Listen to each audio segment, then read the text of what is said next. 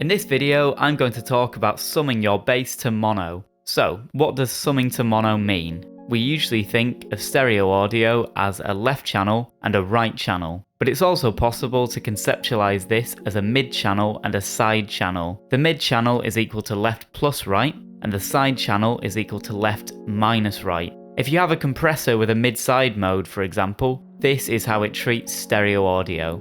Summing the bass to mono essentially means keeping all low-end information in the mid-channel, so your bass sits right down the middle in the phantom center. The ideal frequency range for this will vary depending on the type of music, the intended listening environment, and your own personal preference, amongst other factors. But as a rule of thumb, for a subtle approach, you could try summing everything below 100 Hz into mono, and for a more severe effect, you could go as far as 300 Hz. Even before we get into the technical advantages, having your bass in mono often sounds great. The kick drum gains a more direct thud, and it removes muddiness from a wide stereo image, allowing more headroom for transient detail in the higher frequencies. When mixing or mastering for vinyl, it's important to keep the low frequencies in mono, otherwise the record might not play properly. Wide bass frequencies or out of phase bass frequencies will necessitate much deeper grooves than normal when cutting the vinyl, and this can cause mechanical difficulties during playback. In some extreme cases, it can cause the needle to jump, and this is much less likely to happen with the bass summed to mono. Mixing or mastering for the club, there are different factors at play. Many clubs have their whole system set up in mono so that everyone in the room hears the same thing. Alternatively, just the subs might be rigged up in mono. In those cases, it doesn't matter how wide the bass is set at the mixing or mastering stage, but in situations where the whole system is in stereo, wide or out of phase bass frequencies can cause unwanted wobbling effects, depending on where the listener is standing in the room. For that reason, it makes sense to sum your bass to mono. There are several ways of summing the bass. To name a few, you could use a mid-side EQ to add a high-pass filter in the side channel only. You could manually convert the signal to mid-side and then use any EQ, even one without a mid-side mode, to high-pass the side channel. Or you could use a dedicated bass summing tool. There are other methods too, but let's take a quick look at each of those three.